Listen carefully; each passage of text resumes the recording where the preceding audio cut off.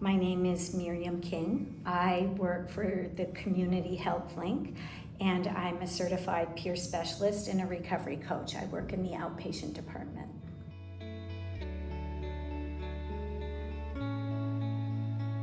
I can. When I was first hired for the Community Health Link, I was hired to be a certified peer specialist in the STEP clinic, which is the screening and treatment of early psychosis.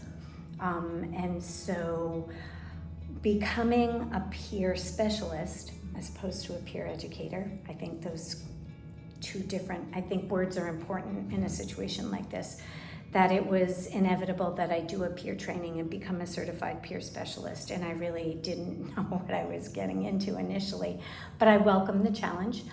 In my former life, I was an educator, so I'm a lifelong learner and I love learning and all the things, and I knew I would be in a different field of work by going into the mental health field. So it was just kind of falling into an open position and not really knowing what I was heading for.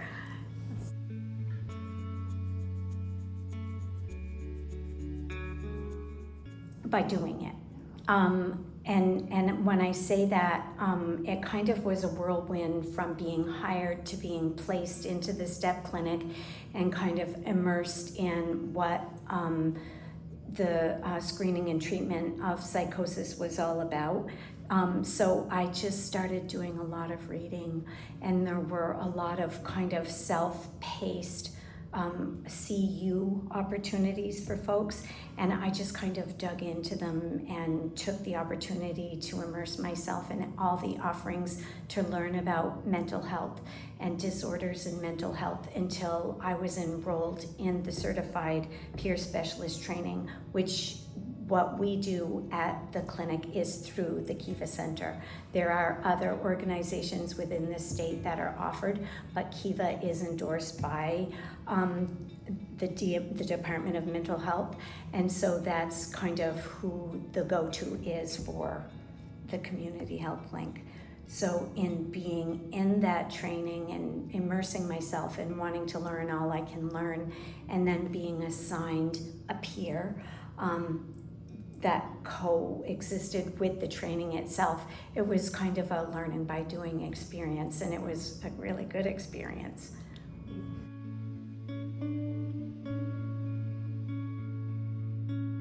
So in my personal experience as a mom, as a wife, both my husband and my daughter suffer from mental health disorders, and it also took them down the pathway of substance use and abuse.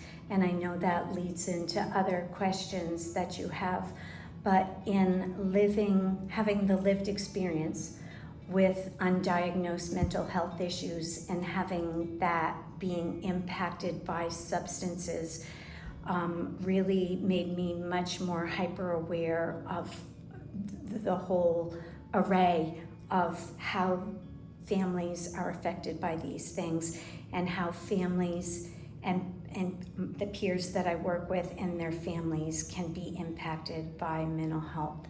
And so not having the background and the understanding took me down a different pathway than had I been trained and more aware of these things, how I could have been more helpful to my family.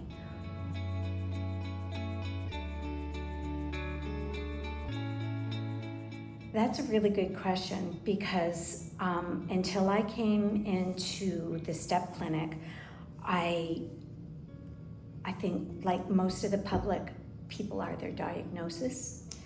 And so serious mental health, I mean, I had this illusion of, a mental health being a person suffering from any sort of mental health disorder, that they were deranged, that they were sick, that they were dangerous, and that,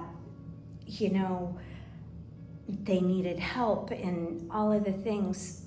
So that misconception was in the driver's seat of what my understanding of what mental health is. And I think we as a society kind of compartmentalize and give these labels and these diagnoses without going deeper to our understanding and being more human and compassionate and empathetic to these things. So what I've come to understand about the folks that I work with is my peers are not their diagnosis, right? They are fully functional. They are deserving of the privacy and the safety as any other patient and any other diagnosis, that they deserve respect and compassion and understanding and the respect of knowing themselves. So just because they have schizophrenia doesn't mean that they're not competent and capable of making decisions about their own health. And by kind of labeling them, that it diminishes their self-determination and their ability to lead the full lives that they're capable of living.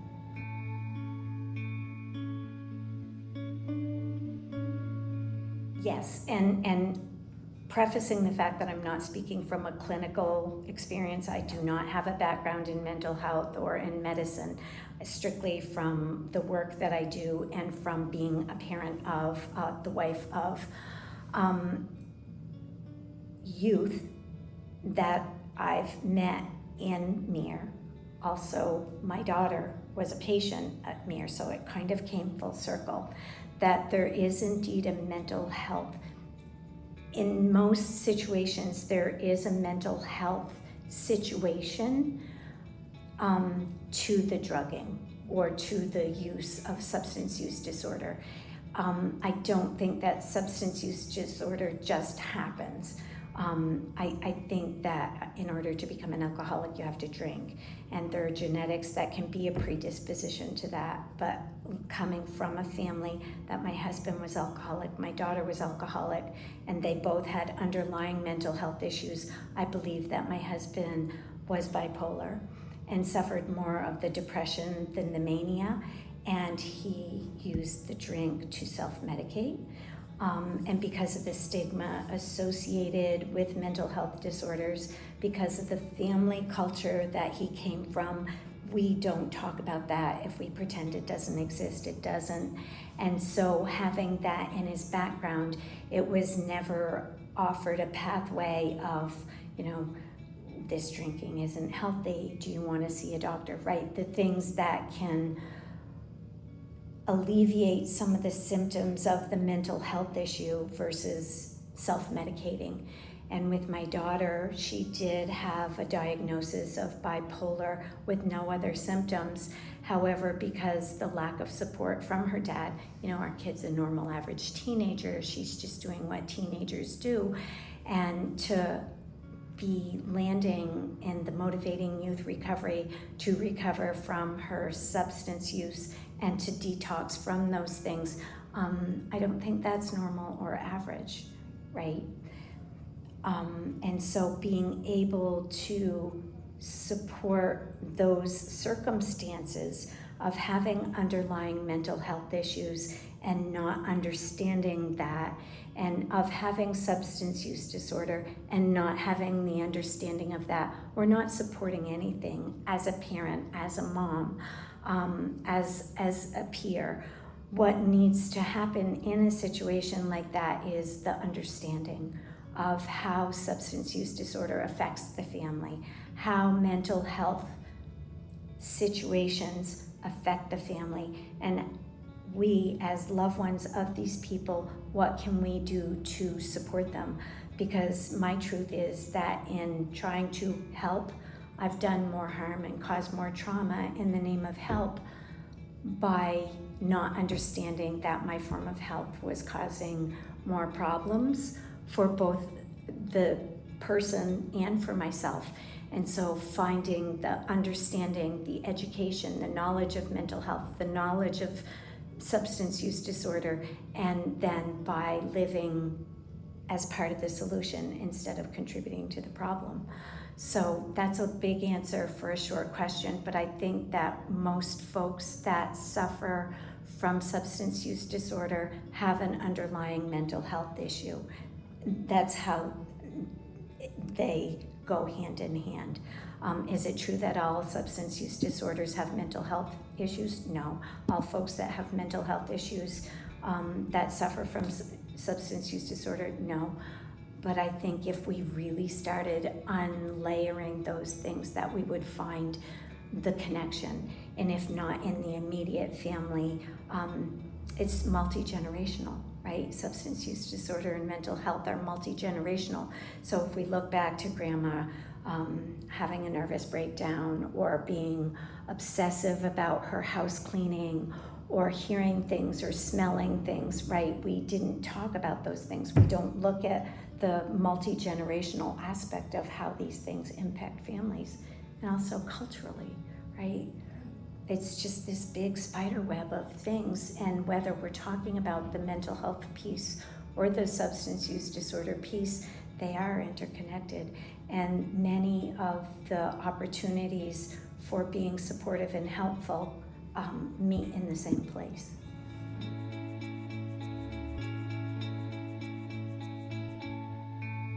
The Motivating Youth Recovery, MYR, is a substance detox for youth. And unfortunately, they will be closing their doors after 17 years of serving the community for lack of enrollment. I think it's for lack of kind of having it out there as an available opportunity. There's so many things that go into it, but funding is also a piece of it.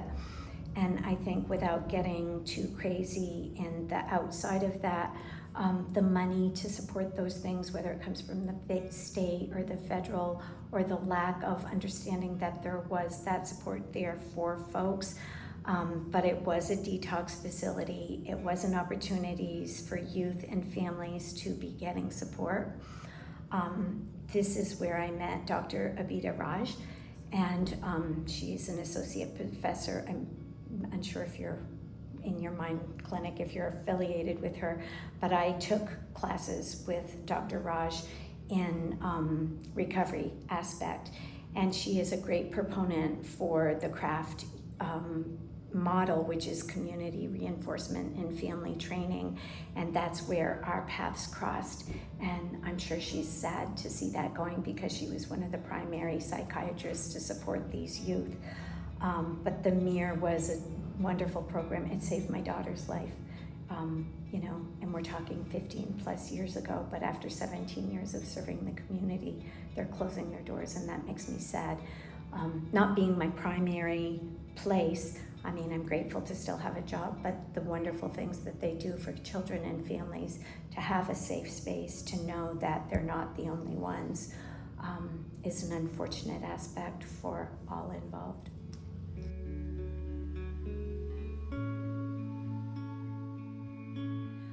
That's a really good question, and I thought about that for a long time by having that question posed, and I think my truth is that what needs to happen to support them both is that if we, as caregivers, as family members of the people, of the loved one suffering, whether it's a mental health situation or a substance use disorder situation, our responsibility as families and supporters of that need to understand and learn how we can support them, and what we think might be help and support may not truthfully be what's in their best interest.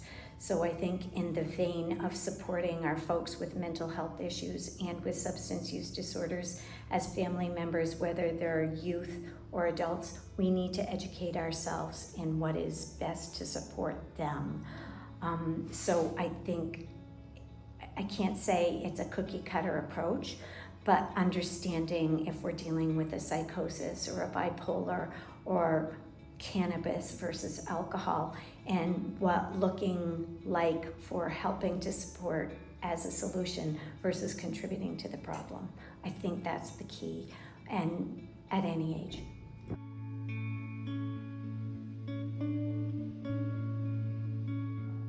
I think barriers that prevent people from getting the help and the support that they need, either in the substance abuse situation or even in the cultural situation, in substance abuse culture, right? I know for myself, with my husband, His family was basically, if there is any kind of situation, if we don't address it, it doesn't exist. And that's their family culture.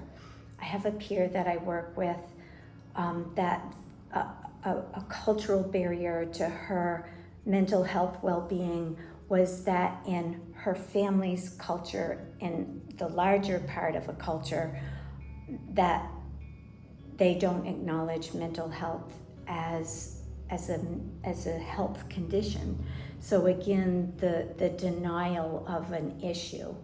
And I think the same can be true with substance abuse issues. Whether it's an adult or a youth that's suffering from a substance abuse issue, there may already be a family situation of a mental health, of a parent or a caregiver suffering from a mental health issue, or a substance use disorder already, or has been impacted by someone else's substance use.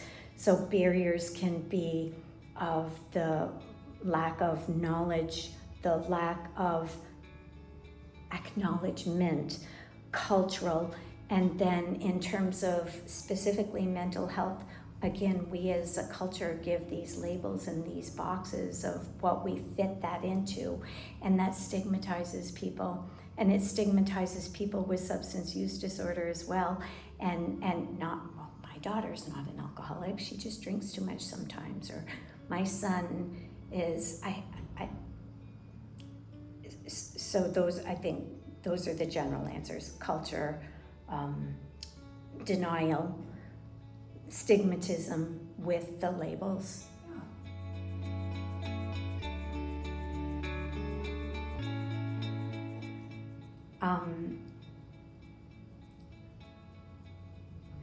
So generally coming to the understanding of what help looks like, and allowing the person with the mental health diagnosis the dignity to be empowered with their choices and their decisions.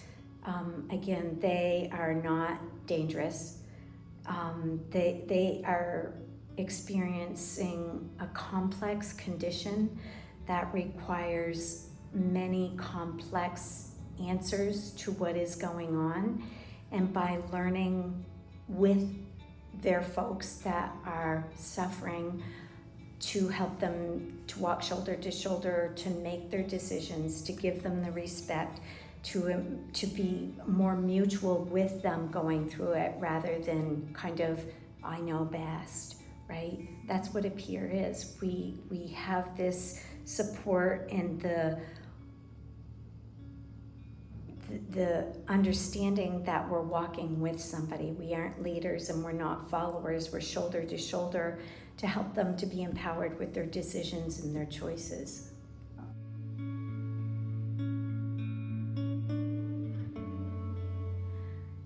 So, coming from the world of being an educator, I worked with kiddos for 16 years. And so I think there's kind of this empathetic, compassionate, if not sympathetic person already here. But when I started working with folks that have suffered so much, I think that I have started to see with my heart's eyes, with compassion and curiosity. I don't have the answers. I think we, no matter who we are, have our own answers for healthfulness and respect. So I think I'm more compassionate, empathetic, curious, and the desire to be more understanding and not as judgmental.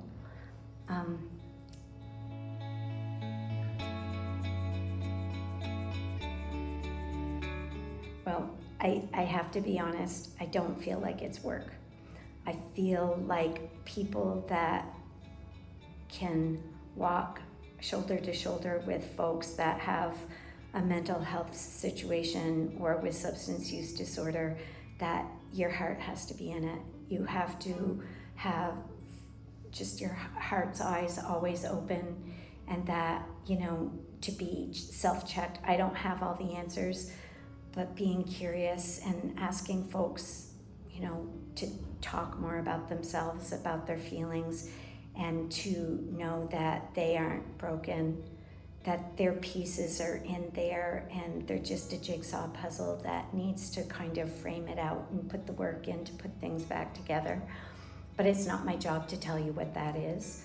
It's for me to help you to find those pieces and to put the pieces in place with you. So to be with instead of. It's a labor of love. It's not work. I have no problem getting out of bed every morning, going to what I'm going to, because I genuinely care about their well-being.